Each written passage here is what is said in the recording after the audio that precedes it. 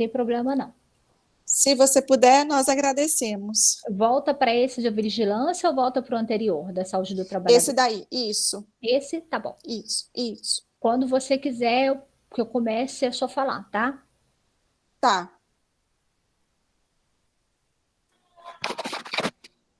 Natália, você está ouvindo a gente? Tô. E já coloquei aqui para gravar dentro do Meet, para a gente ter pelo menos um backup. O problema é que nós estamos oscilando demais com a internet.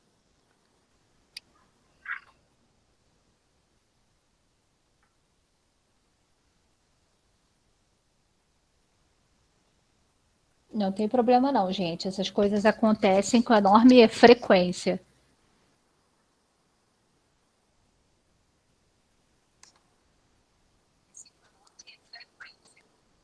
Agora sim, pode continuar, Magda, Posso? fique à vontade. Então tá joia.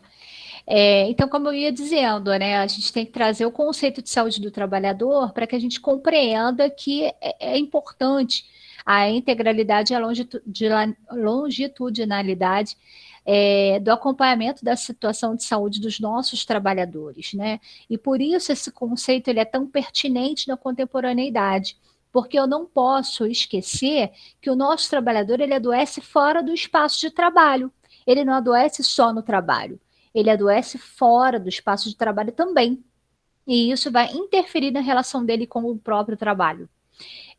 Nesse sentido, gente, eu posso apresentar para vocês o conceito de saúde do trabalhador, sendo, na verdade, uma área de estudo da saúde pública, né, da saúde coletiva, que tem como objeto de estudo a intervenção na saúde, né, sobretudo na análise das relações entre trabalho e saúde.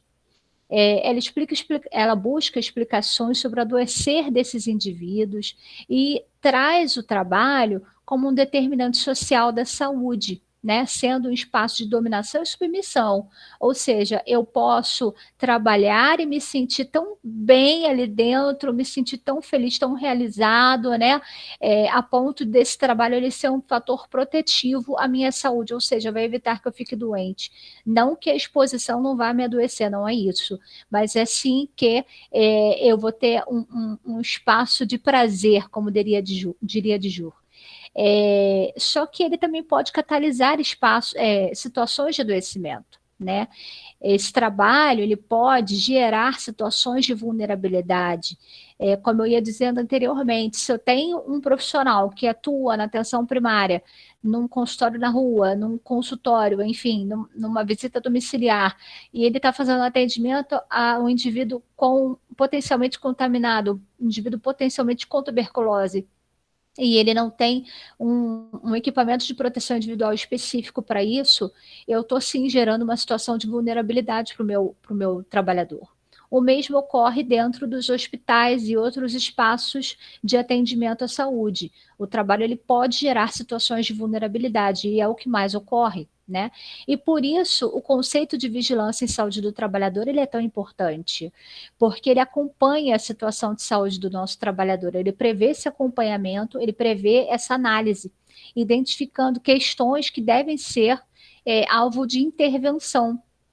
Intervenção de quem? Intervenção geral, gente, de políticas públicas, políticas institucionais, equipes de saúde do trabalhador, dentre outros. E de onde sai a vigilância em saúde do trabalhador? Ela sai do nada? Ela foi um conceito da saúde do trabalhador propriamente? Não. A vigilância em saúde do trabalhador, na verdade, ela deriva, né, do modelo assistencial de vigilância da saúde, que é um modelo alternativo, né, que difere aqueles grandes modelos hegemônicos, biomédico, assistencial e sanitarista. E, na verdade, o modelo de vigilância da saúde, ele traz alguns eixos, na verdade, ele traz 5 eixos, 5 grandes eixos que se complementam.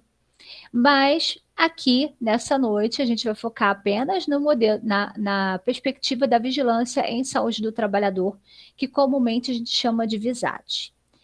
Por que ela é tão importante, Magda? A explicação é simples. Porque ela prevê uma série de ações, uma série de atividades que podem proporcionar um fator protetivo à saúde desse trabalhador. Ela é baseada na promoção da saúde, e nada é mais eficaz para evitar que eu fique doente do que a promoção da saúde. Né? Ela pode até reduzir a morbimortalidade. Aliás, é um dos objetivos da vigilância em saúde do trabalhador, que prevê as ações dela em 5 eixos diferentes. O acolhimento de queixas, quando o nosso indivíduo já tem algum tipo de agravo ou está começando com uma situação de vulnerabilidade. Essa queixa, por exemplo, ela pode estar relacionada com a ausência de máscaras. Magda. Oi. Oi, Natália? Só um minuto, que Tá a bom. gente desconectou novamente, tá? Tá gravando bom. Sem aqui, problemas. mas não tá passando lá pelo YouTube. Tudo bem. Eu peço desculpas novamente. Imagina, que isso.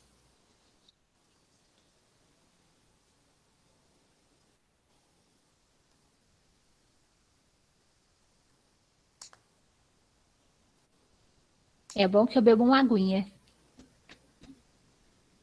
Tá.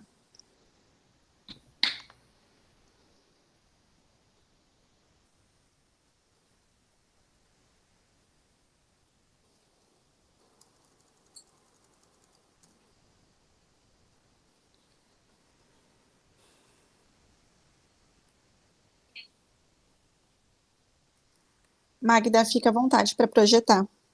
Tá, joia. Vocês estão conseguindo ver esse slide? Estão conseguindo Eu ver? consigo. Eu Tá, consigo.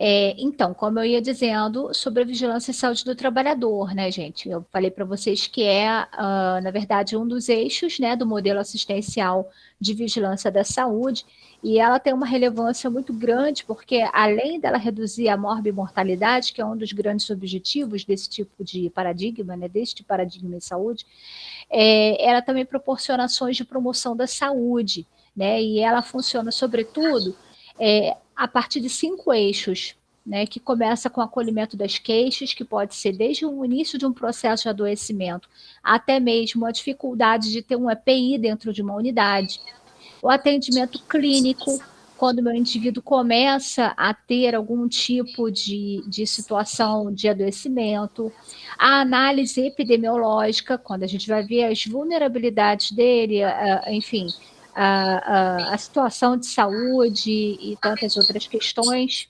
voltadas para o adoecimento, a análise da situação da saúde, que é, na verdade, um eixo complementar a essa análise epidemiológica, e as intervenções regulatórias, que nada mais são do que aquelas intervenções que eu vou fazer para regular todos esses outros eixos e proporcionar que o nosso indivíduo permaneça saudável. Nesse sentido, gente, a VISAT ela é baseada basicamente, né, ela é ancorada basicamente em 2 eixos, né? O primeiro seria a vigilância dos agravos e das doenças relacionadas ao trabalho, ou seja, os esquemas de notificação e acompanhamento dessas situações, e a vigilância dos ambientes e da condição do trabalho. Evidentemente, para você realizar essas duas ações, você tem que ter um conhecimento básico, não só da saúde do trabalhador, mas como da saúde pública em si, né? Eu vou falar um pouquinho desses eixos de forma bem sucinta, né, para a gente não se alongar muito. E o primeiro eixo seria a vigilância dos agravos à saúde, né, e as doenças relacionadas ao trabalho, que está muito relacionada quando a gente fala, né, quando a gente pensa nas afecções respiratórias, ela está muito relacionada com as pneumopatias, né, que são relacionadas basicamente com a inalação de poeiras e tantas outras substâncias. Hoje a gente pode pensar no Covid como um elemento biológico, né, e como a gente tem esse tipo de exposição no trabalho. Quem deve estar mais vulnerável a ter Covid? O nosso enfermeiro que está lá no nosso hospital, que está no CTI, que está no acesso, na assistência direta ao nosso usuário adoecido, ou a pessoa que está em algum outro ofício? Eu garanto que é o enfermeiro, né? Os técnicos de enfermagem, sobretudo. Então, falar de vulnerabilidade né, nesse sentido, é falar especificamente dos nossos trabalhadores da saúde. E como esse perfil de adoecimento muda, né? Se antes nós pensávamos nas afecções respiratórias e etc., só para aqueles, só não, mas sobretudo para aqueles trabalhadores que estavam com seu espaço laboral voltado para essa inalação de poeiras, hoje nós somos um dos grandes afetados, não com pneumoconioses, mas principalmente com o Covid. E, além disso, temos também a vigilância dos ambientes e condições do trabalho. A gente poderia ficar até amanhã falando sobre isso, porque falar dos ambientes e condições de trabalho é falar também sobre a precarização do trabalho dos nossos profissionais, sobretudo da saúde, né? Eu trouxe algumas reportagens, algumas manchetes, algumas bem recentes, outras um pouquinho defasadas, vamos dizer assim, do início da pandemia, mas se vocês olharem, elas têm basicamente o mesmo teor. Em abril do ano passado, vai fazer um ano essa reportagem, as enfermeiras do Espírito Santo fizeram 43 denúncias de falta de proteção, sobretudo de EPI. Um ano depois, a gente verifica uma reportagem da semana passada em que a gente vê a distribuição de máscaras inadequadas para profissionais da linha de frente. Então, o que isso está dizendo para a gente? Que o nosso profissional de saúde precisa, para ontem, de ações de vigilância em saúde do trabalhador, né? Nós ainda temos uma grande dificuldade de acompanhar Magda, a saúde. Oi, pode falar. Desculpa. Imagina. É que caiu de novo a conexão. Eita. Só um minuto.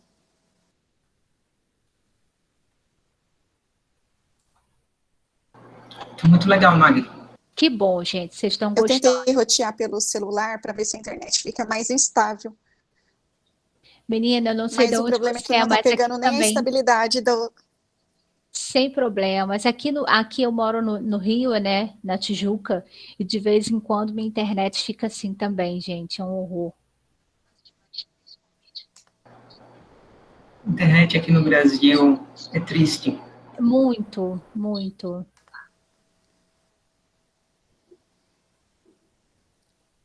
Agora voltou. Sem problemas.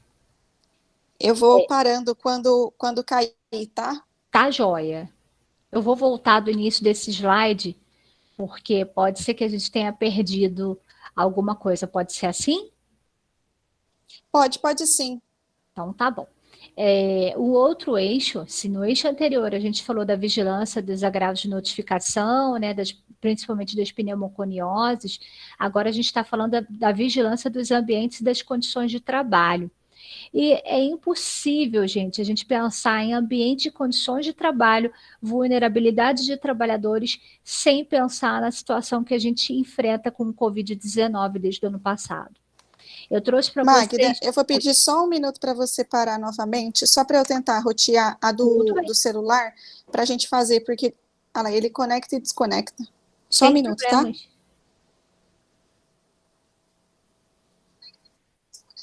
Tá? Agora você está conectada. Tô? Tá. Tá bom.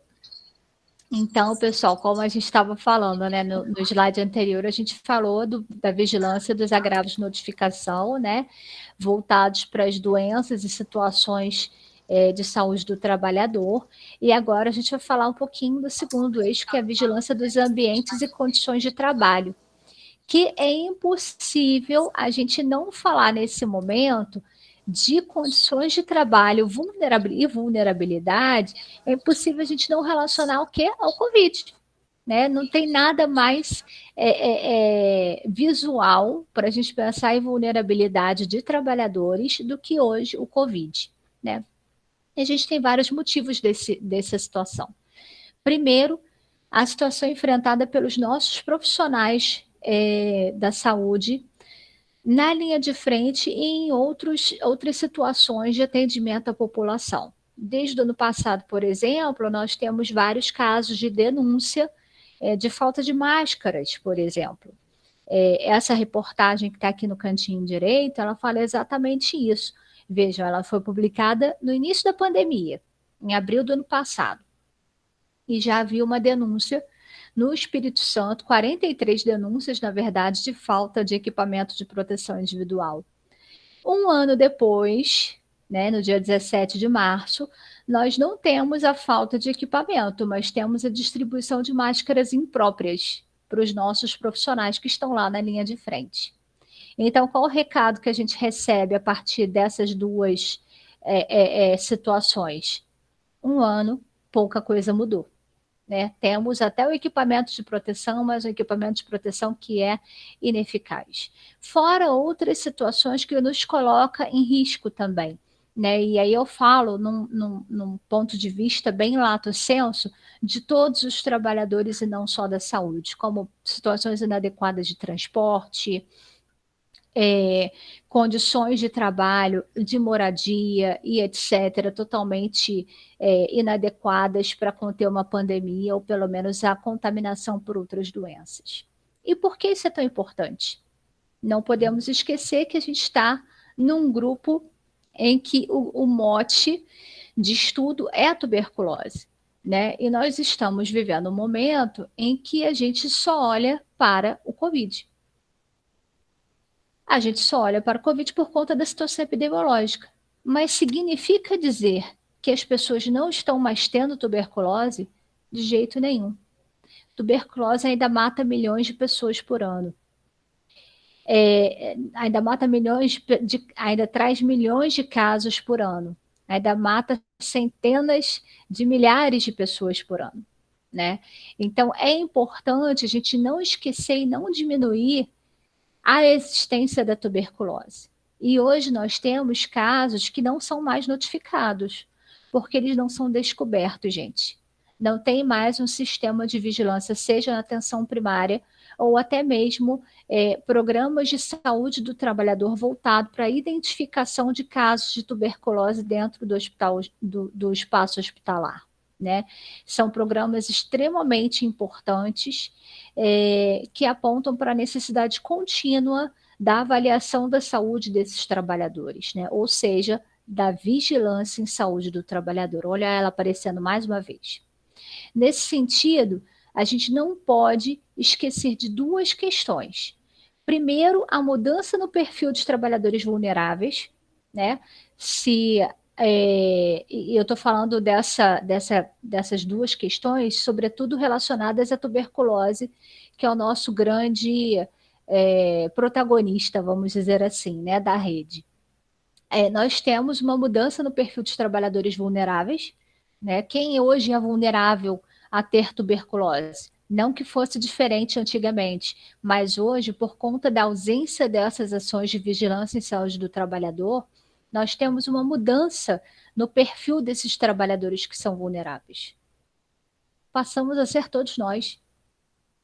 Temos ônibus lotados, pessoas que estão usando máscaras felizes, nem sempre, né? Mas a gente conta que estejam usando máscaras que nem sempre são eficazes contra a disseminação da tuberculose, né? E também temos um outro parâmetro para análise, que é a impossibilidade na realização de ações de combate a tais vulnerabilidades. Eu sei que meu profissional, eu sei que meu trabalhador, ele está trabalhando numa situação de extrema vulnerabilidade, como são esses aqui, olha, que estão usando máscaras impróprias, e eu estou de mãos atadas. Porque quem deveria trazer a máscara apropriada para o meu trabalhador foi quem distribuiu errada. Então, é uma situação de extremo perigo. Os nossos trabalhadores estão em situações de perigo. Para a saúde, evidentemente, né? E nesse sentido, qual o papel do enfermeiro do trabalho nessa vigilância à saúde do trabalhador? O que ele faz, né? Primeiramente, o enfermeiro ele vai mapear todas essas atividades produtivas, ou seja, se eu estou dentro de um espaço de trabalho, né, um espaço laboral, vou mapear o que cada trabalhador meu faz. Se eu estou no território, como é o caso da atenção primária, eu vou mapear qual o perfil daquele território, né? E identificando esse perfil epidemiológico, eu vou poder ver quais são os agravos e as doenças que estão relacionadas a esse perfil. E, a partir daí, realizar as ações de vigilância, né, dos ambientes e das condições de trabalho. Ou seja, naqueles slides anteriores a gente já falou um pouquinho, né? A gente vai falar sobre a ausência de máscara, a gente vai falar sobre a ausência de capacitação para desempenhar algum processo de trabalho e etc. E, além disso, o meu enfermeiro ele também vai fazer o planejamento de atividades de promoção da saúde, gente, voltados para o perfil encontrado nesses passos anteriores. Não posso deixar de dizer que o enfermeiro ele é uma peça fundamental, né? Fundamental na diminuição das iniquidades e das vulnerabilidades da saúde dos trabalhadores, porque ele tem uma capacidade não só administrativa, mas educativa. Ele presta ações assistenciais, gerenciais e educativas também. E por isso ele é tão importante para a implementação dessas intervenções em saúde. E falando, né, para a gente fechar, quais são as implicações dessa vigilância em saúde do trabalhador para as doenças respiratórias, sobretudo para a tuberculose, né? Ela amplia a possibilidade de diagnóstico precoce, ou seja, quanto antes eu descobrir que meu trabalhador, o meu usuário está infectado, mais rápido ele vai ter a cura, menos ele vai disseminar a doença. Ele busca um diagnóstico diferencial, por exemplo, tuberculose, Covid-19 e tantas outras afecções respiratórias, principalmente na PS, na atenção primária em saúde. Ele saiu errado aqui, ele subsidia a criação de redes de enfrentamento, como é o caso da rede que nós estamos hoje, né, com enorme orgulho. Auxilia também a implementar medidas de prevenção e controle dessas infecções transmitidas pelo ar nos serviços de saúde e também em ambientes compartilhados. E, por último, a Visat ela também prevê implementar dados de vigilância em tempo real, né, com sistemas de alerta, tanto de prefeitura ou qualquer outra instância que possa proporcionar a tomada de decisão e intervenções necessárias voltadas para a saúde pública. No mais, gente, essas são algumas referências que foram utilizadas. Foi um prazer estar com vocês e parabéns à rede por esse encontro nacional. Professora Magda, obrigado pelos pontos aqui debatidos, né, dentro da vigilância em saúde do trabalhador. Você trouxe um foco muito importante relacionado à questão das outras doenças também transmitidas por gotículas, por aerossóis, né, dentro do ambiente laborativo. A gente reitera aqui, abrindo um parênteses, né, agradecemos a total compreensão de todos, né, em relação ao contratempo que tivemos em relação à questão do sinal de internet, né, algumas situações que fogem à nossa governabilidade, né. Então, como eu pontuei, e trazendo essa questão, né, conceitual da rede, né, totalmente da rede para a rede, a transmissão está sendo feita lá em Roraima, perdão, Rondônia. O Natália, eu sempre confundo, Natália, perdão. E que até o momento estava passando por grandes tempestades, né? Isso traz realmente oscilações na rede, né? Na rede de sinal de internet. Então, mais uma vez, agradecendo aos que ainda estão lá na página do YouTube e aos que migraram aqui diretamente para o Meet, né? Aqui a gente está vendo que está tendo uma estabilidade maior, né? E uma qualidade melhor também relacionada à própria questão dos caracteres, né, das letras nas apresentações, né? Então, aqui realmente está mais confortável. Então, quem está nos ouvindo agora, ainda dá tempo, ainda temos outra apresentação e o debate, então, fiquem à vontade para migrar para cá, para o Meet, tá? Ou se quiserem permanecer aí no YouTube, fiquem à vontade também, tá? Então, a gente vai dar seguimento, né, e Eu ia acrescentar mais alguns pontos que a professora Magda trouxe, mas vou deixar para o debate, tá? Acho que agora é a vez da próxima palestrante, não é isso, professora Natália? Gostaria de agradecer a todos pela compreensão por problemas logísticos de conexão. Amanhã utilizaremos o mesmo link e aqueles que quiserem podem entrar direto pelo Meet, tá? Para que façam também o acompanhamento, seja pelo nosso canal do YouTube ou diretamente pelo Meet. Agradeço imensamente a compreensão também da nossa palestrante e pela disponibilidade de retornar, né, em alguns momentos.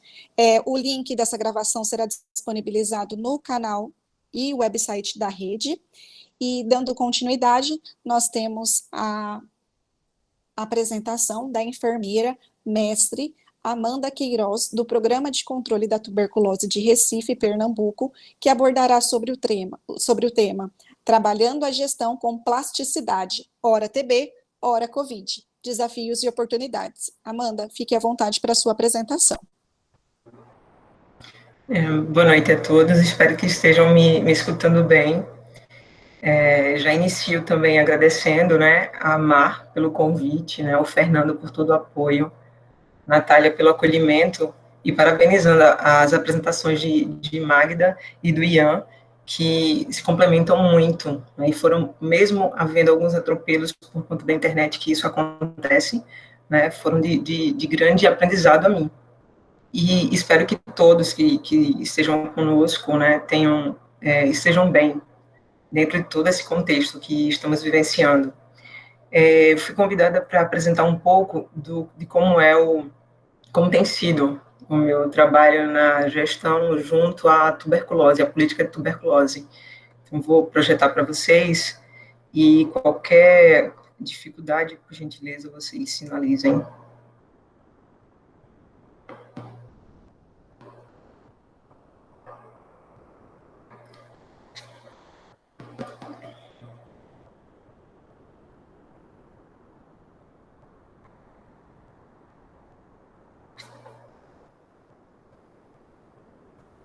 Vocês conseguem ver a apresentação, não?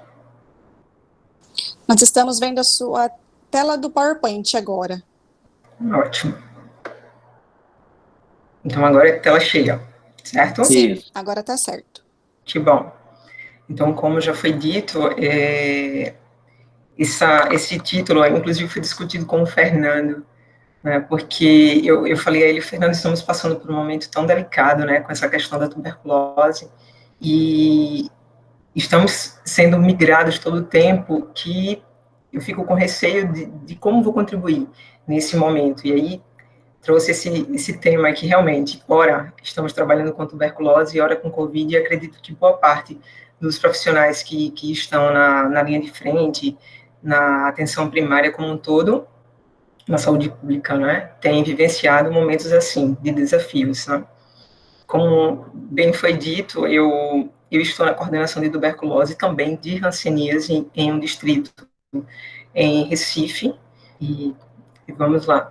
A gente começa apresentando alguns dados epidemiológicos, lógico, para contextualizar um pouco como é que uma doença milenar, né, que sabemos do tratamento, do diagnóstico, que tem cura, mesmo assim apresenta dados alarmantes, como bem estamos vendo aqui, onde a OMS fala que no mundo são 10 milhões de casos em 2019, no Brasil um pouco mais de 73 mil, Pernambuco, que é um dos 9 estados do Nordeste, que inclusive, fazendo uma coorte, né, nos últimos 10 anos, é o estado que lidera o número de casos de tuberculose, e tem a capital, Recife, que é uma das cidades, uma das 184 municípios, né, é o que lidera o ranking de número de casos de tuberculose, e infelizmente também de óbitos por TB, né, que quando a gente analisa essa conjuntura,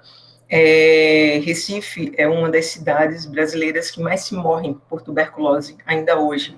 Fazendo novamente uma corte, a gente vê que esse ranking fica entre o Rio de Janeiro, Recife, Manaus, e por mais que a gente tente implementar políticas públicas ou trabalhar com mais intensificações, anualmente a gente perpassa por essa notícia, esse indicador, né, que não é nada agradável, que inclusive, vou falar em segredo, que nem é segredo, pernambucano é muito barrista, né? Tudo a gente é muito. É a maior avenida da América Latina, é a maior estátua, é o maior parque, e aí esse ranking aí a gente realmente não queria liderar. Isso é uma certeza. E para quem entenda melhor, né, Recife ele tem um pouco mais de 1.600.000 pessoas. É dividido, esse mapa do Recife, de forma administrativa, ele é dividida em 8 RPAs, né, que são regiões político-administrativas. São 8 distritos sanitários, são mini secretarias de saúde, onde essa em destaque, né, essa rosinha em destaque, é o Distrito Sanitário 2, que eu estou na coordenação, e, na verdade, desde que eu comecei a trabalhar em Recife, há um pouco mais de 10 anos, eu sou da atenção primária, e há 5 anos estou na coordenação de tuberculose. O Distrito 2, ele é composto por 18 bairros, e é bem diversificado, né? Eu trouxe até uma foto só para vocês poderem entender um pouco. Chico Sainz já falava que rios, pontes e overdrives, né? Impressionantes esculturas. A gente vê dentro da situação de um bairro do Distrito 2, você consegue ter essa imagem, né? Um mar de concreto, onde a gente vê uma diferença urbana, um crescimento urbano bem diferenciado, que isso é muito comum em várias cidades, né, do país. Mas, para vocês entenderem, a região Recife, na verdade, ela tem essa diversidade, né, de bairros com situações ainda de saneamento, né, ou insuficiente, ou inexistente, acessos mais dificultosos, que a gente já sabe que a tuberculose ela tem muito a ver com a questão social, né? E aí eu trouxe essa imagem que, inclusive, Marida falou há pouco da segurança, né, dos profissionais e usuários. Essa imagem do transporte público de Recife não é uma imagem desse último ano, né, desse ano, porém, ela se repete.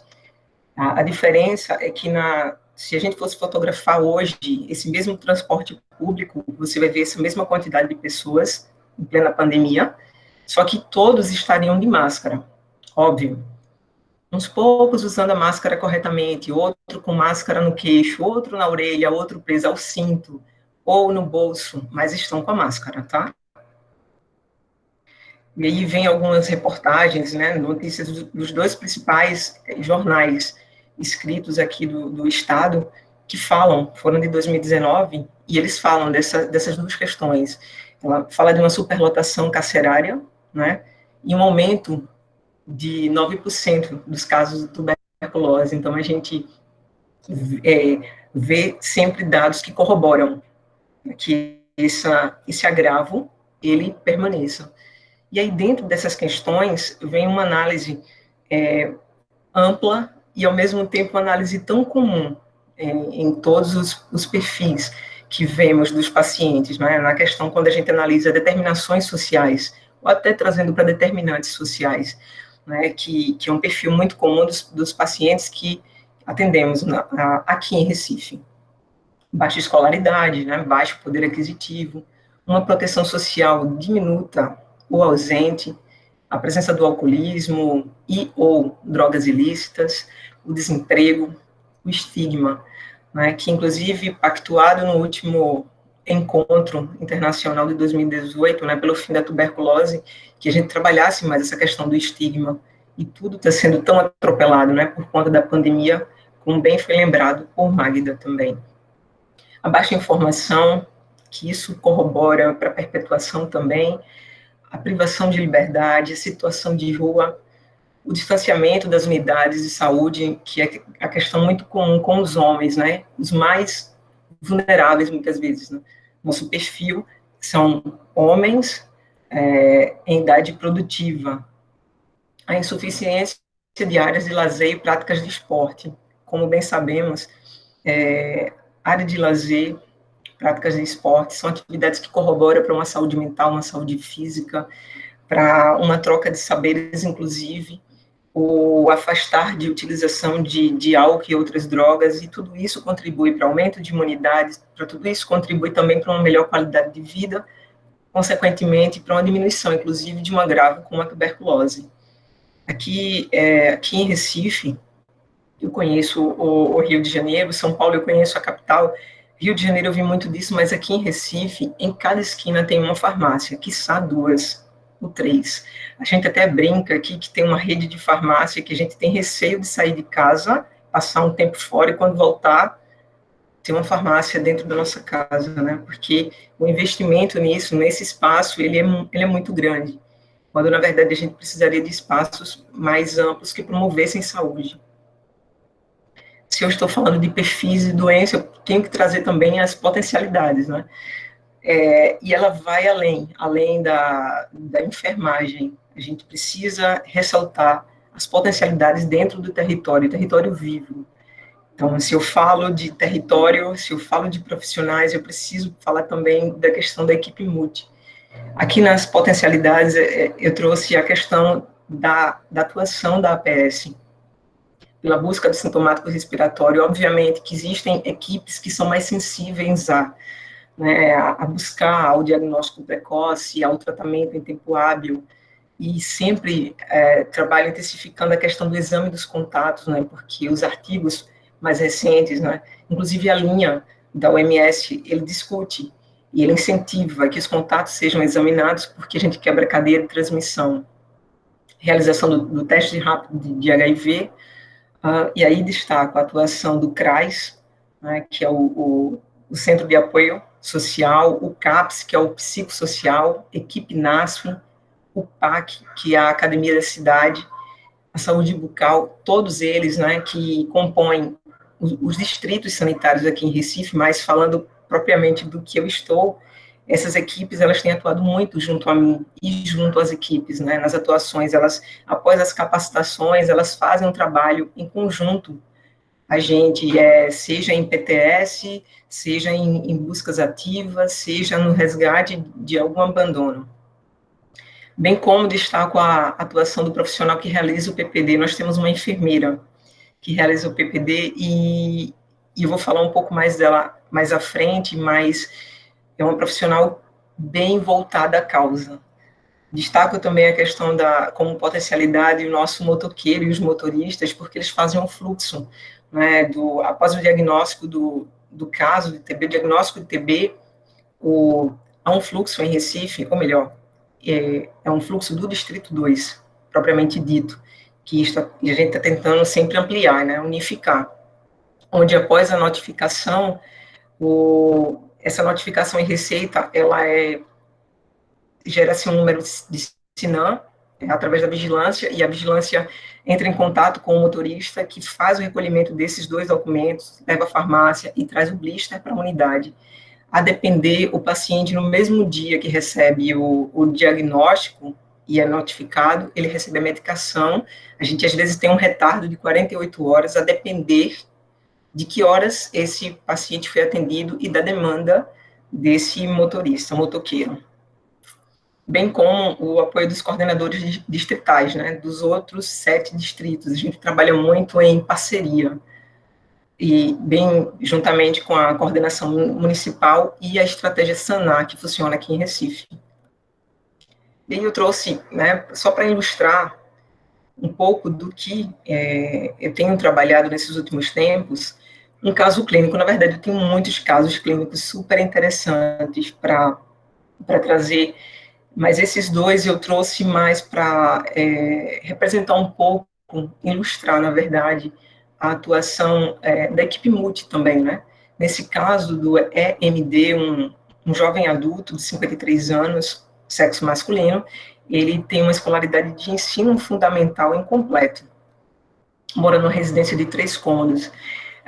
Ele tem uma história de abandono, de 2 abandonos no tratamento de tuberculose sensível, Então, um profissional médico me ligou, me contou o caso, disse que precisava de ajuda, e eu fui fazer uma visita junto a ele.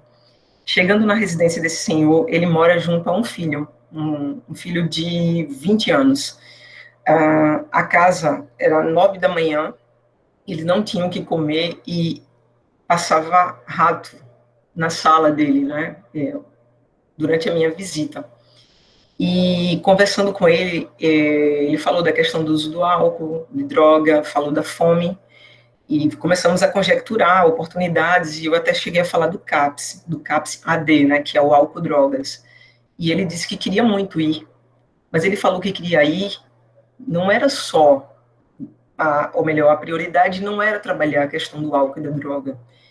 Ele queria ir porque lá ele passaria o dia, teria 3 refeições e teriam pessoas para conversar com ele, porque ele se sentia muito só. Então, a gente, mais uma vez, traz a questão da tuberculose, que muitas vezes a gente pensa no paciente em dar o diagnóstico precoce, ele tomar o medicamento, e ele terminou os 6 meses e acabou. Quando, na verdade, tem todo um contexto que envolve cada indivíduo. E a história não acaba ali. Não acaba ali no tratamento.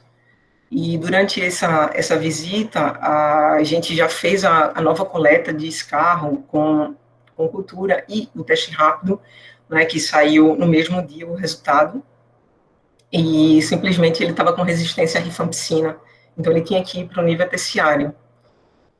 Lá vem toda uma saga. Ele não tinha passagem, ele não tinha comida, o hospital de referência fica super distante da casa dele, ele precisaria pegar 2 transportes para ir e 2 para voltar.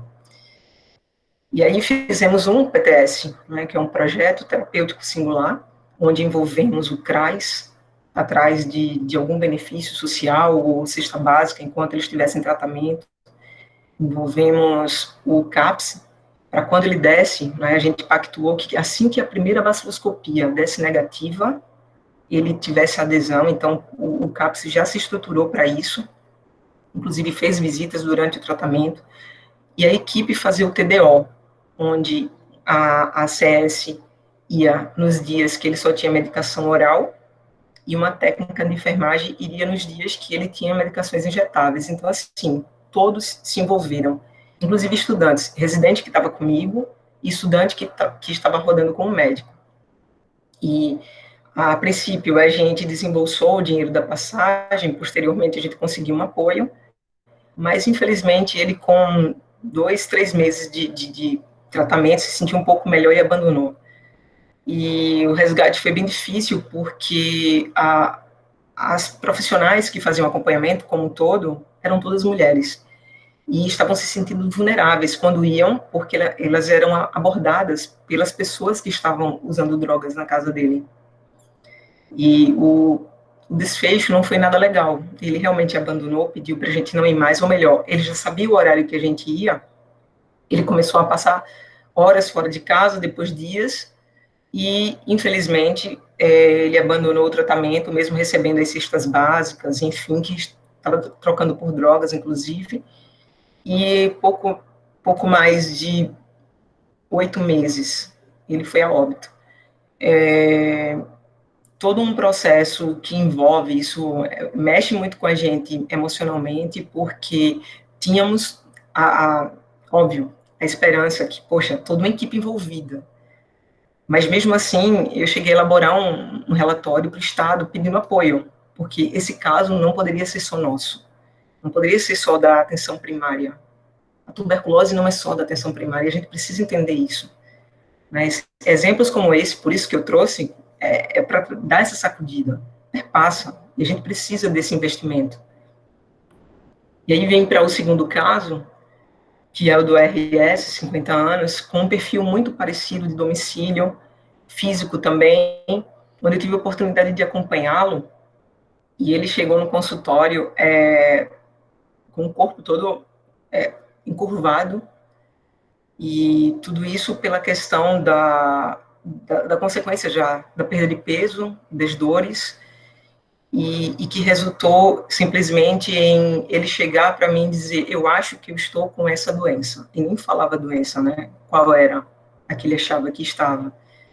E após muita conversa, explicações de como seria, mais uma vez ressaltando o quão é importante que a gente, quanto enfermeiro, que a enfermagem, que os demais profissionais envolvidos escutem e conversem com os pacientes, porque muitas vezes a gente subestima isso, achando que eles sabem daquilo ali, que eles não fazem porque não querem, às vezes eles não alcançam o entendimento. A gente tem visto muito isso com o uso da máscara, com pessoas, inclusive, próximo a gente, né, com um maior nível, inclusive, cultural, vamos assim dizer. E esse paciente, ele aderiu bem ao tratamento, mas quando chegou no terceiro mês, detalhe, ele não tinha o que comer, né? Ressalto isso. A gente fez uma cesta básica rápida entre a equipe. Ele disse que não se preocupasse, que ia conseguir um almoço com o vizinho e um café com pão com o outro. Detalhe, todos com o mesmo perfil de moradia, de situação social. Mas o ser humano tem dessa qualidade, né? Se ajudar diante do que tem. Isso é uma lição de vida, na verdade. E ele fez até os 3 meses o tratamento, mas simplesmente o filho dele, que morava em São Paulo, entrou em contato dizendo que queria cuidar dele, né? Isso foi maravilhoso. Peguei o endereço e fizemos uma transferência em confiança. Ele foi com 2 blisters para São Paulo, com nossa ficha de transferência. Posteriormente, entraram em contato com a nossa Secretaria de Saúde, foi enviado cópias de prontuário, e ele concluiu o tratamento em São Paulo. Meses depois, ele voltou de férias, e eu não o reconheci. O homem alto, forte, que veio me dar um abraço de agradecimento, porque o que eu tinha falado a ele realmente tinha sido verdade, que ele iria ficar bom. Então, a questão de você ter esse tempo, né, dedicar esse tempo, quer falar algo?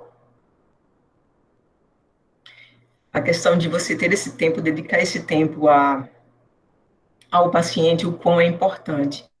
E aí vem também a atuação quanto coordenação, né? Sou enfermeira, estou nessa coordenação, então seguem alguns papéis, né? Que são as discussões de caso junto às equipes, junto ao médico, junto ao enfermeiro, técnicos, ACS, saúde bucal, o apoio a eles, né, nas ações, apoio na questão de fluxos, urgências que eles precisam, informações pertinentes em tempo, resgate dos abandonos, isso é muito interessante. Inclusive, eu gosto muito de levar os acadêmicos quando estão comigo, residente, porque a gente sempre orienta que a unidade de saúde faça o máximo para evitar que o paciente abandone o tratamento, né? Que ele evite ficar 30 dias sem contato com esse ser, para ele não abandonar. E aí, quando isso ocorre, é muito interessante, porque eu falo, gente, vocês precisam utilizar toda a equipe que está ao redor. O NASF, o CRAS, o CAPS, a depender do perfil, se organiza e vai atrás. Se não conseguir, entre em contato comigo. Aí é muito interessante, porque eles saem falando com todos, todos se envolvem, vão lá.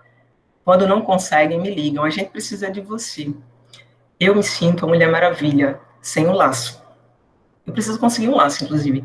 Mas então, e aí a equipe vai, né, vou com eles também, e confesso a vocês que eu já me apresentei, inclusive, como Ministério da Saúde, para dar aquela moral. Mas muitas vezes a gente tem sucesso simplesmente explicando ao paciente e ouvindo qual foi a tua dificuldade para ter abandonado. Inclusive, em um desses casos de abandono, no primeiro momento que eu fui, o paciente estava com a camisa de um time, inclusive, que eu torço, tá? Um dos maiores do Nordeste, maior. Então, e aí ele, com a camisa do time, a gente conversou um pouco, fizemos a solicitação do exame, e quando chegou o resultado, fomos lá conversar com ele, mas como eu já tinha visto essa relutância, a equipe já tinha dito tudo que já tinha feito, eu conversando com um amigo, descobri que esse amigo tem contato com um jogador de futebol do time que ele gostava. E mandei um e-mail para esse rapaz, e o jogador, Diego Souza, na época jogava no Sport, ele simplesmente fez um vídeo falando o nome do rapaz e dizendo, estou com você até o final do tratamento. Foi bem interessante. Quando eu mostrei ao garoto o vídeo, ele iniciou o tratamento, foi muito, muito bom. Mas não perdurou. porque infelizmente ele era usuário também de drogas e abandonou no caminho, porque já era um tratamento droga resistente. Um dos meus papéis também são as capacitações e atualizações, tanto realizadas por mim, as equipes de saúde, ao CAPS, ao NASP, ao PAC, saúde bucal, como toda a equipe da atenção primária, quanto promovida junto a um profissional convidado ou junto à coordenação municipal ou estadual. O incentivo ao exame de contatos, o monitoramento dos casos sensíveis e resistentes, bem como as MNTs, né, que são as micobactérias não tuberculosas, articulação com os demais níveis, com os demais setores, com a sociedade civil, o PTS, que é o Programa Terapêutico, Projeto Terapêutico Singular,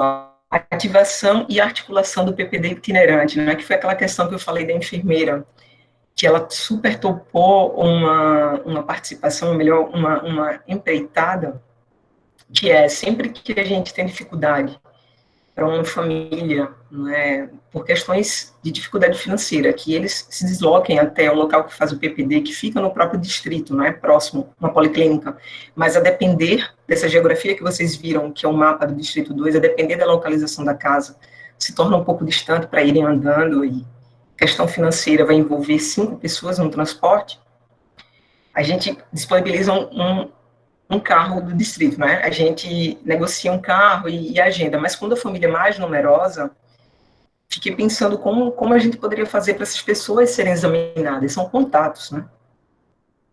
E aí, a Giovana, a enfermeira que faz o PPD, ela topou fazer o PPD itinerante, a gente articula com a equipe, ou as equipes de determinada unidade, o dia, eles convidam esses pacientes, e Giovana vai lá, faz o PPD, depois volta, faz a leitura, e aí a gente consegue dar andamento no acompanhamento dessas pessoas, né, reduzindo, obviamente, novos casos de tuberculose, ou até mortes, né, porque a gente sabe que quando é menor de 5 anos, o risco é muito grande de desenvolver uma TB de forma muito insidiosa.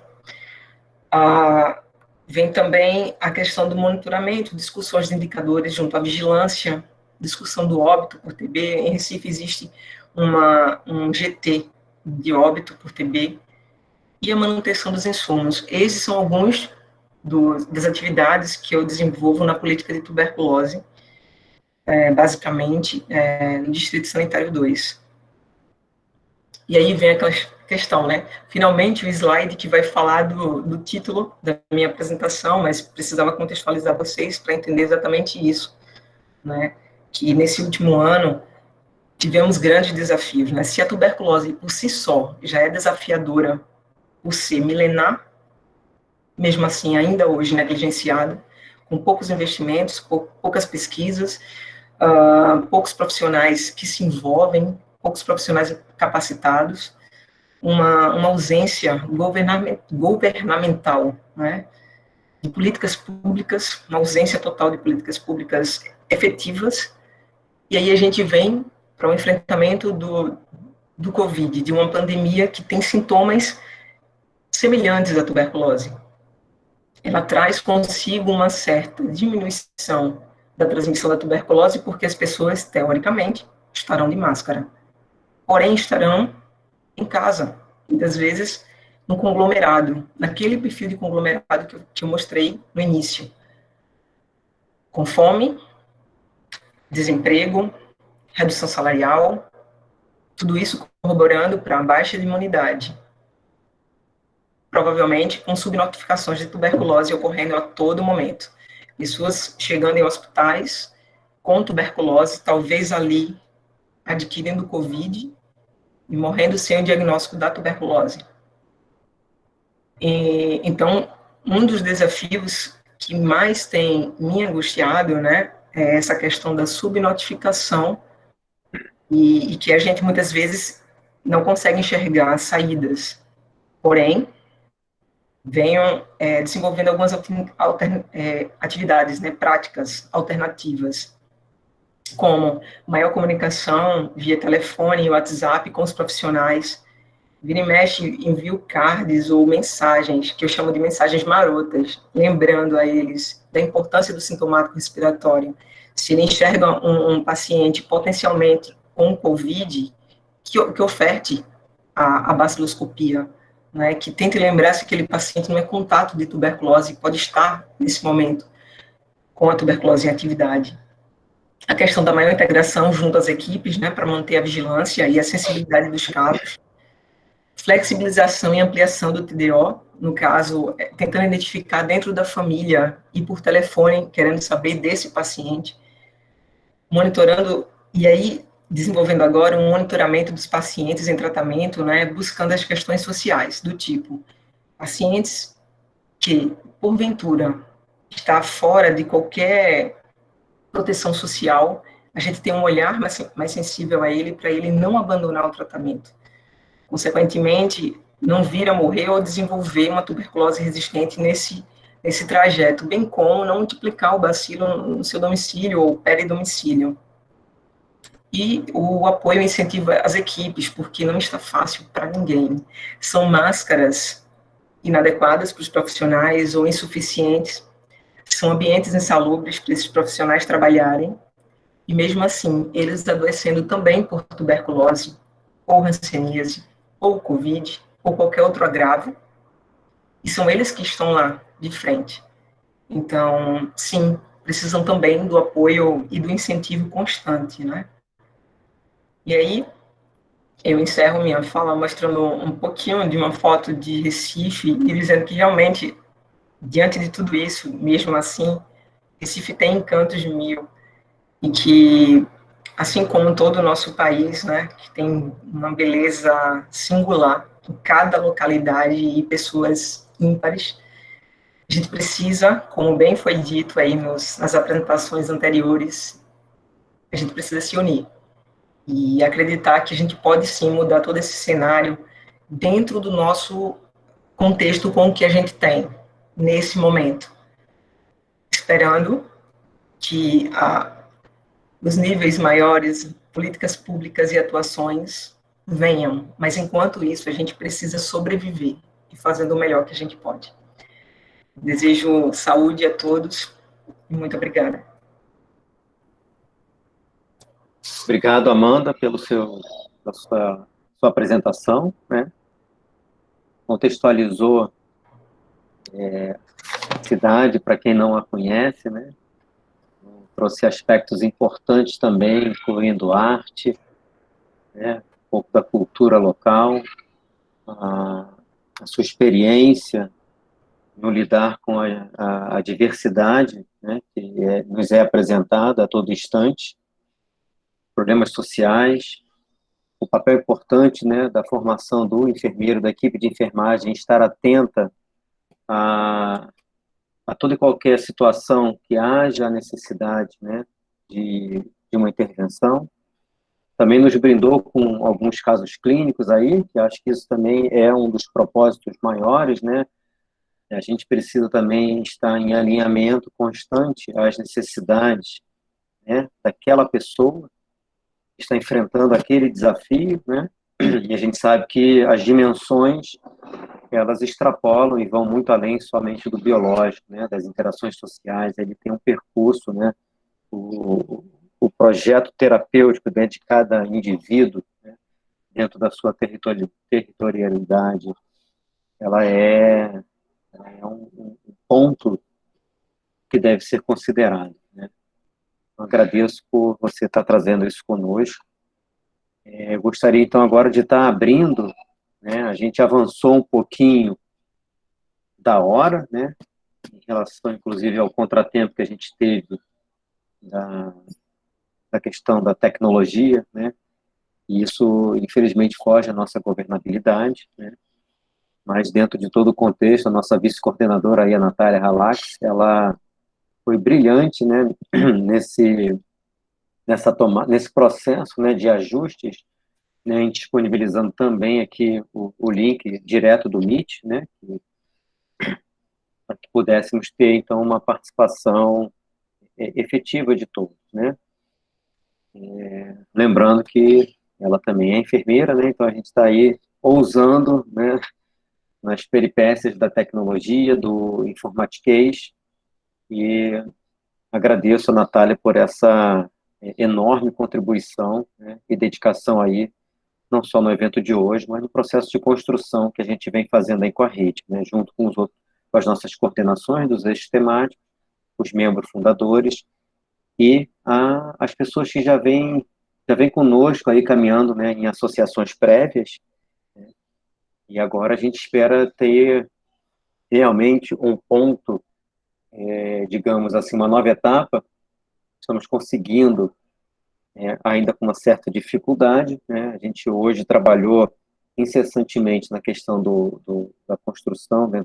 Já vem na construção do site, a gente gostaria de fazer muito o lançamento do site dentro da sua oferta total, né?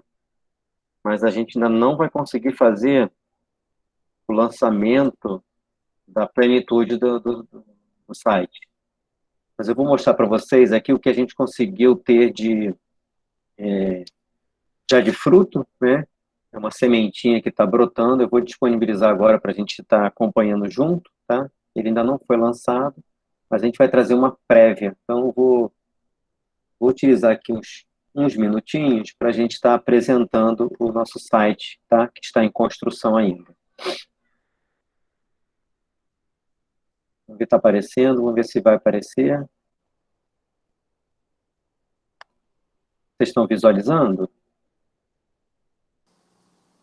Não está aparecendo, Fernando. Ainda não? Só um minuto. Está como apresentação, mas só aparece a sua inicial. Agora sim.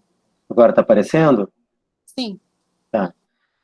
Então, a ideia é de um site, né, que seja integrativo, que traga um pouquinho da história da rede, né, quem somos.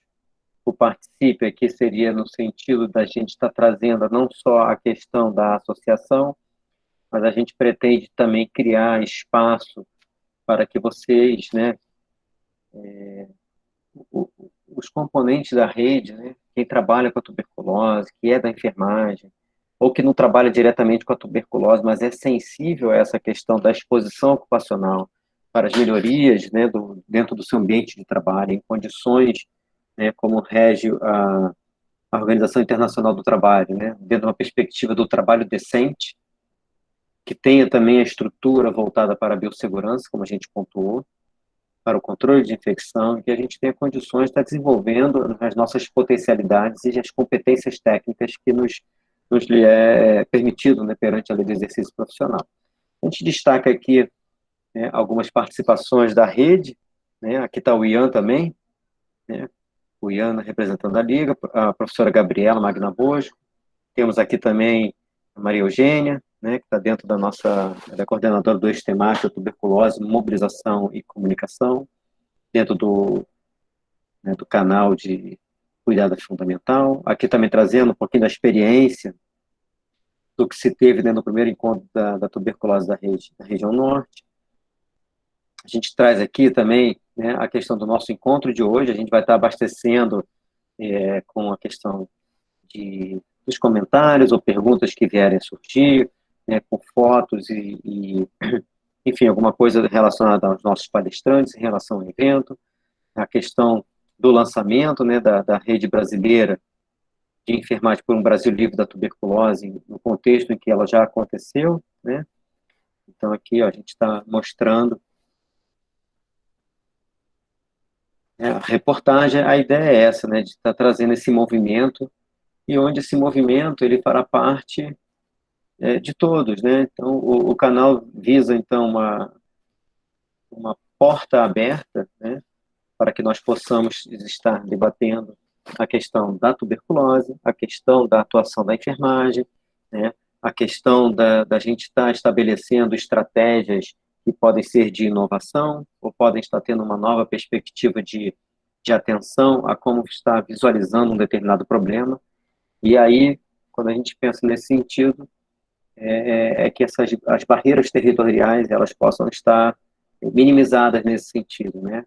Onde o eco venha do saber, né, do serviço, da enfermagem, do atendimento, das questões relacionadas ao próprio ensino, à pesquisa e à própria gestão também, né? É importante trazer a gestão para estar conhecendo, né, o modus operandi, né, de como se trabalha, de como como se pode atingir metas, né, com uma situação de um ambiente de trabalho X, Y, Z, né, ou que tenha ou não os equipamentos de proteção individual apropriados, né, e ao uso que se visa, né, a proteção integral da saúde do trabalhador, né, da nossa equipe de enfermagem. Então, de forma resumida, seria isso. A gente ainda está estabelecendo e estamos estabelecendo, né, e estamos alimentando esse website, né, e em breve a gente vai estar lançando realmente aí na mídia e ganhando, digamos assim, ganhando o mundo, né? Entrou na internet, a gente vai estar trazendo, então, como se fosse uma amostra, né?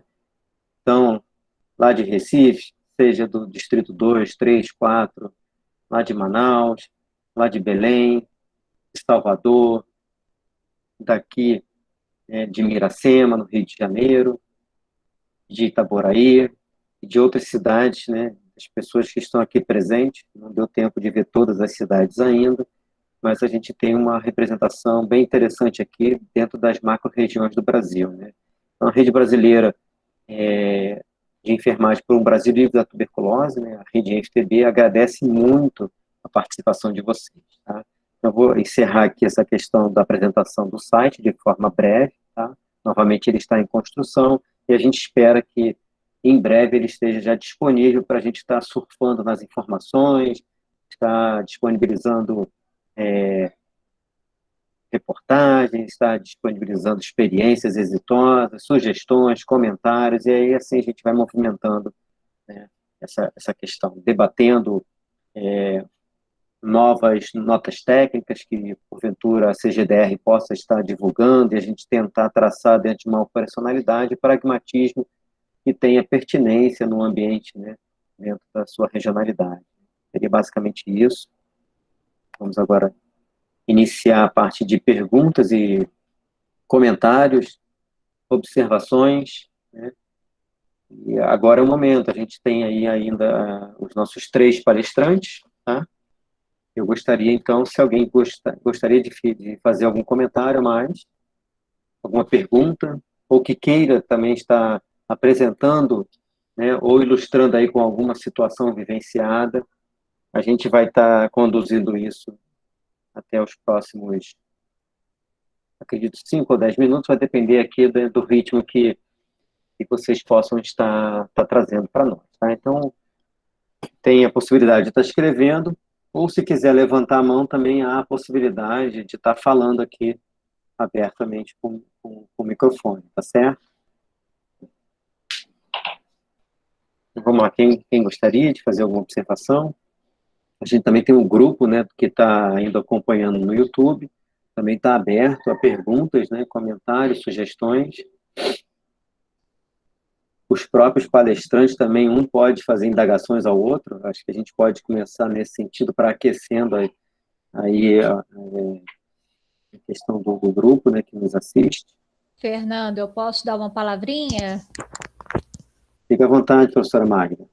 Bom, gente, agradecer mais uma vez a insistência de todos os participantes, porque eu entendo que os problemas técnicos são sempre desafiadores, né, nesse momento que a gente está totalmente virtual, né, encontros virtuais, etc. E queria parabenizar os outros 2 colegas que trouxeram informações tão interessantes. A realidade da nossa colega do Nordeste é muito parecida com a do Rio, né? Apesar da gente ter quilômetros de distância. É verdade. E é impressionante como os problemas eles se repetem, né? E não posso deixar de falar também da pertinência da Liga de Tuberculose apresentada pelo Ian. Na Faculdade de Enfermagem da UERJ, a qual sou vinculada, nós não temos uma liga de tuberculose, mas temos um projeto de enfrentamento da tuberculose, né, um projeto de extensão, Acredito que esse ano o projeto já esteja fazendo seus 15 anos, já está debutando. E se você não se incomodar, Ian, depois eu vou pegar o seu contato para colocar você em contato com a nossa professora Fabiana, do Departamento de Enfermagem de Saúde Pública, que eu tenho certeza que vocês têm muito a conversar. Sim, pode entrar em contato comigo sim, e a gente está aberto a novas conversas, parcerias e levar esse tema a cada vez mais pessoas, né?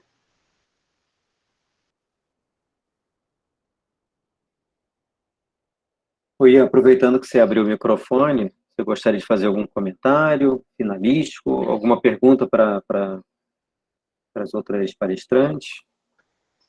Eu gostaria de agradecer também, e é muito interessante, né, a gente ver como que a realidade é completamente diferente. Até a Amanda trouxe para a gente que a gente vê algumas questões de que a gente acha que a gente enfrenta dificuldades de ir atrás de paciente, mas alguns pontos não chegam nem perto do que as outras regiões enfrentam, né, de dificuldades. E como que o enfermeiro consegue superar cada dia para ir atrás do paciente e incentivar o mesmo a continuar o tratamento, né? Isso é muito interessante e nos dá cada vez mais, assim, vontade de continuar fazendo nosso trabalho e de ir atrás mesmo dos pacientes ao ver essas atitudes dos nossos colegas que foram relatadas aqui. Legal, Ian, legal. Obrigado também. Amanda, gostaria de fazer mais alguma pergunta, observação, comentário para os palestrantes, para os outros dois, né? Mais uma vez, parabenizar o convite, né, a oportunidade, bem rico. Desejo que esse seja o primeiro de muitos encontros, né, da rede, e também ressaltar a questão, né, que a professora Magda falou, né, das semelhanças entre as cidades e as regiões, mesmo a quilômetros. São vários Brasis e, ao mesmo tempo, tantas semelhanças, né? E sim, os desafios, Ian. Em relação à Liga, fico muito feliz quando a gente vê a universidade ter esse movimento, porque é incrível, como todos aqui, muito provavelmente, discutiu pouco tuberculose na faculdade. Como é que uma doença endêmica, uma doença de tantos anos, e mesmo assim a gente fala tão pouco de tuberculose, e não é só vamos assim dizer, um privilégio da enfermagem. Isso acontece nas outras graduações também, porque eu discuto isso com a saúde bucal, eu discuto isso com os médicos também, né? E a gente vê que não se discute tuberculose como se deveria. Então, mantenha-se firme na liga, mantenha-se firme nas discussões mais amplas e científicas, porque precisamos disso. Né? E é muito, muito bom quando a gente encontra perfis profissionais, a exemplo de você, professora Magda, né, professora que traz esse conteúdo e traz toda essa potencialidade que inspira, porque é outra situação que a gente pode acompanhar e alcançar. Né? O enfermeiro, ele pode ocupar vários lugares e pode fazer diferença, sim, em vários lugares, né? E ter esse olhar mais ampliado sempre. Né? Mais uma vez, Fernando, parabéns pela condução, Natália também. A gente entende toda a questão dos atropelos, isso acontece.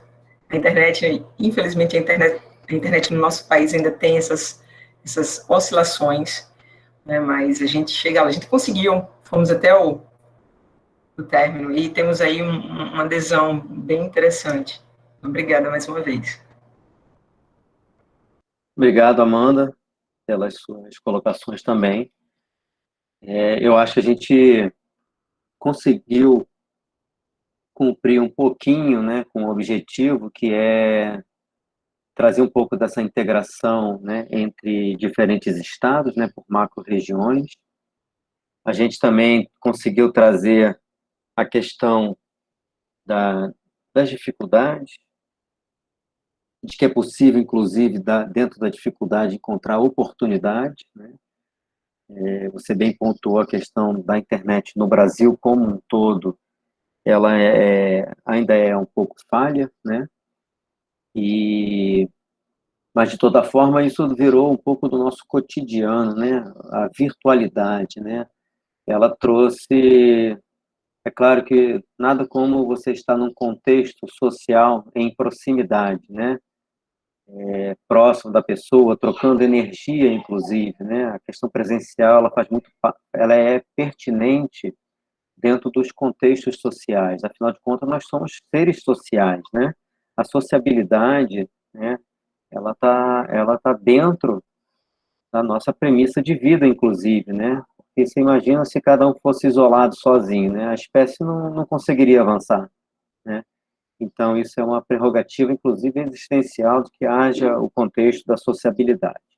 Mas, diante desse enfrentamento aí, nós temos pandêmico, né, e que mexeu com a estrutura do mundo como um todo, né, a gente tem enveredado no processo de adaptação. E aí a virtualidade veio para tentar suprir uma parte dessa necessidade, né? E como tudo que é novidade, né, digamos que mais intensamente agora esse mundo virtual, né, ele está presente agora mais intensamente nesse ano, né? Temos um ano aí de intensa virtualidade. Há de se aprender muito ainda, né, das ferramentas, né, de como se trabalhar na questão da diversidade. Cada um está num estado aqui, né, tem situações bem diferentes e a internet de cada um responde de um jeito também. Então, realmente, eu acho que o grupo como um todo está de parabéns pela força de vontade em continuar, resiliência para dar certo aqui nisso tudo e a gente conseguiu avançar, né? Então, isso é importante, né? E, pegando um gancho, né, da provocação da professora Magda, entendendo que eu também sou da UERJ, ela não só provocou o Ian, mas ela me provocou diretamente também, né, professora Magda? E, enfim, a gente vai ter que formar nossa liga aí acadêmica, né, da tuberculose dentro da UERJ, entendeu? Eu não sei se a gente não combinou antes, né?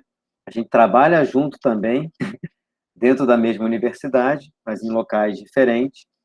Mas agora, diante dessa provocação, já era, eu já Olha, vou ligar, é um eu já vou desafio ligar legal, hein? agora, ó, eu já vou ligar agora para a Fabiana. Eu não sei se ela está aqui, porque eu mandei para ela o link, mas não sei se ela conseguiu entrar hoje.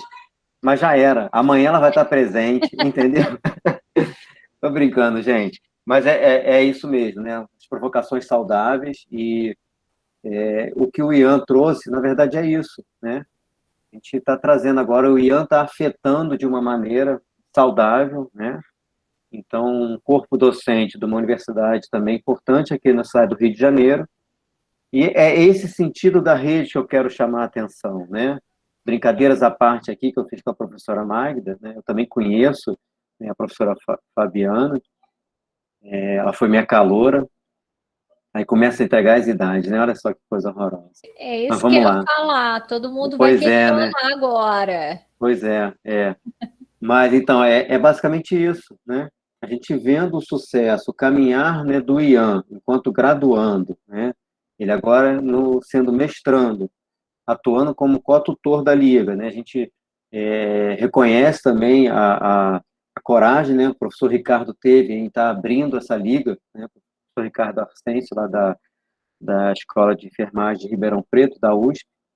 Então, é esse enlace que a gente, né, está vendo essa construção coletiva, né? A gente tem outros alunos também da Liga que estão aqui presentes, não sei se no Meet, mas lá no YouTube também elas estavam presentes, que fazem parte da Liga. É esse contexto, né? A gente quer que novos discentes, né, alunos da graduação, alunos da pós-graduação, seja em nível de pós-graduação, perdão, especialização, residências, mestrados, doutorandos, que participem e dialoguem, né, com a comunidade de enfermagem dos serviços, com a comunidade de enfermagem, né, da gestão, e aí cada um podendo contribuir um pouquinho com o outro, né? Acho que é basicamente isso, acho que a lição desse primeiro encontro, né, acho que basicamente é isso, né? A gente fazer as provocações, a gente pontuar algumas coisas e a gente tentar conseguir oportunidades nas adversidades, né? Vocês me perdoem, eu gosto de falar, né? Mas está na hora de eu vou cortar meu microfone. A professora Natália não fez esse favor. Natália, tem que estar atento, entendeu? Tem que ser imparcial, tem que cortar meu microfone. Eu vou passar a voz agora para a professora Natália, tá? Para ela dar os encaminhamentos, então, de encerramento. Gostaria de agradecer a todos os participantes, a todos os palestrantes que contribuíram nesse primeiro dia do primeiro encontro nacional da rede InfTB. Participar da rede desde a sua instituição tem sido maravilhoso e espero que isso também motive outros enfermeiros, outros membros da equipe de enfermagem a vir para essa luta, né, vir com essa construção que nós sempre fazemos e sempre discutimos em coletivo. Agradeço novamente por todos os percalços que nós tivemos ao longo desse final de tarde, que fogem totalmente da nossa governabilidade, vocês se permaneceram firmes. Agradeço à professora Magda por ter sido tão tranquila com as minhas inúmeras interrupções de transmissão e manteve firme ali conosco. Foram palestras magníficas que oportunizaram inúmeras reflexões para todos os acadêmicos, todos os pós-graduandos, todos os profissionais e gestores que se fazem presentes nesse evento, e que só foi um sucesso porque todos vocês estiveram aqui conosco, nessa construção, novamente, coletiva. E aí eu vou pedir com que quem quiser vir para o Meet pode vir, né, para a gente fazer uma foto final do nosso evento. Ô, Natália, legal, hein? Fiquem aí rapidinho, só para eu interromper a transmissão. Excelente ideia, gostei. Quem puder, então, abrir a câmera, né, que se sentir confortável em abrir a câmera aqui, né, para a gente, então, fazer essa foto aí, Gente, histórica. Coloca um Photoshop em mim, tá? Bota uma maquiagem legal, um filtro. A foto Antes, eu interrompi já a transmissão, mas eu estou gravando ainda no Meet, então fiquem aí, não saiam, e a hora que eu for bater, eu só estou abrindo o Paint bonitinho para não perder a foto, e a gente já faz. É o primeiro encontro e eu tenho certeza. O convite é para todos, quem está assistindo também, não é só para palestrante, não. E vamos lá. E vai para o nosso website. E vai para o website. Vamos lá, ó. Ariela, cadê você, Ariela? Vamos lá, mostre aí. Vou pegar pelos alunos da Liga primeiro, hein? Todos. Vamos lá, Fico Ian. muito feliz de ter a Liga aqui para trazer um pouquinho da experiência deles.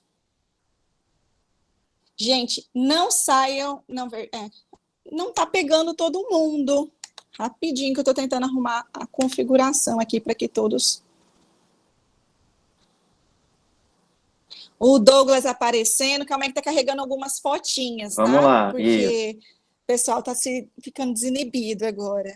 Então, eu vou contar até 3, estou sem câmera. Na próxima eu participo. Ariela, eu vou cobrar isso de você, hein? Então, eu vou contar até 3 e vou colocar um print, tá? 1, 2, 3. Espera aí só um minutinho que apareceu uma fala aqui, senão vai aparecer na cara do Douglas. Então, Ô, Stefan, 2, aparece aí, cara. 3. Opa. Gente, só um minuto, calma aí, rapidinho, que foi um erro aqui de conexão, para variar, né? Só para... Olha, eu tô dando um print geral aqui também. Vamos lá, quem mais não tá aparecendo? O problema de conhecer quem tá aí, é isso aí, ó. O problema de ler os nomes é esse, a gente começa a chamar pelo nome e ferrou, né? Só um minutinho que eu tô tentando. Agora sim, agora todo mundo parece que tá ligando mais as câmeras e agora vai aparecer com tela cheia bonita. Agora sim, ó, vamos lá, hein? Tela cheia. Aí, só um minuto. Temos até uma duplinha aqui embaixo, olha lá, olha que legal. Só um minuto. Então... Gente, o negócio tá ficando animado, hein, Natália? Essa sua ideia aí foi ótima, hein? Quem puder tirar os prints e compartilhar nas nossas redes sociais também será muito bem-vindo. Vou tirar o print. 1, 2, 3. Tirei o print. Que foi, ó, viu? Beleza aí, ó. Aí. Só gente bonita, hein? Beleza. Fernando, obrigado, fique à vontade para encerrar. Tá certo. Agradeço aí a participação de todos. Desculpe aí a chamada nominal. Mas tá na chuva para se molhar, né, Ian? Beleza, gente. Vanessa, prazer em revê-la. Nossa secretária de saúde da cidade de Miracema, né? Prazer todo meu, Fernando. Nossa, eu Ela queria foi. parabenizar a todos que estão envolvidos no evento. A gente sabe que a tuberculose é uma doença milenar e a gente ainda tem dificuldades tanto no diagnóstico, quanto no tratamento, quanto na adesão dos profissionais de saúde. Nós estamos passando por um momento complexo, né, que é essa pandemia, que infelizmente a gente está chegando num colapso, pelo menos no interior, que antes a gente não tinha visto. Então, eu me coloco à disposição também para passar, para participar da rede. Inclusive, eu convoquei todos os meus alunos, que é da Faculdade Santo Antônio de Pádua, para estar juntos aqui hoje. E vamos Legal. em frente, tá? Parabéns pelo evento. O Fernando, gente, ele foi meu preceptor da residência. E o meu trabalho de conclusão de curso foi sobre tuberculose, com o apoio dele, né? Então, assim, falar de tuberculose para a gente é como se, né, a gente já tem um pezinho lá. Então, nós estamos bem familiarizados e a gente já tem uma quedinha pela tuberculose. Então, muito obrigado, né? Sinto falta de vocês. Quem dera tivesse lá na residência ainda, mas a vida real chama a gente, né, para a realidade. Hoje eu estou na gestão e espero que a gente consiga passar por essa pandemia mais rápido possível, de uma forma bem leve e que todos fiquem saudáveis no final. Obrigado, Vanessa, pela lembrança. Isso eu acho que foi um ponto positivo, né? A gente vê a trajetória, né, do residente e aí chegar numa situação, num posto importante da gestão na cidade dela, né? E trazer esse carinho que ela lembrou, né, da questão do, do trabalho de conclusão da residência sobre tuberculose, né? A gente tenta vender o peixe, né? Graças a Deus ela abraçou e a gente vai, eu acho que é isso um pouquinho, né? A gente vai fazendo as provocações nesse sentido e acho que a participação discente, né? Ela é extremamente importante, né? Para que haja esse comprometimento, né? Não só para a tuberculose, né? Mas a questão dos aspectos relacionados ao empoderamento da profissão, né? A gente tem que estar atento, principalmente nas doenças transmitidas, né, pelo ar, gotícula e aerossol, né, essa questão do transmissível invisível, né, e a gente está vendo hoje o SARS-CoV, né, SARS-CoV-2 dentro dessa perspectiva. É isso que a gente precisa, dialogar, né, e trazer essa questão do empoderamento para a enfermagem. Bom, sem demais delongas, senão a gente fica aqui a noite inteira, né? Amanhã temos mais um capítulo do primeiro encontro nacional da Rede Brasileira de Enfermagem por um Brasil Livre da Tuberculose e espero ver vocês novamente amanhã e seus colegas, tragam outros colegas, né? É um momento de debate aberto e a gente quer ouvir um pouquinho de cada um. É isso aí. Mais uma vez, obrigado aos 3 palestrantes que concordaram em trazer essa experiência e aos outros que também aceitaram navegar por esse desafio do debate, né, e busca de aprimoramentos e novidades, certo? Obrigado a todos, boa noite, bom descanso e até amanhã, gente. Fiquem bem. Tchau, tchau.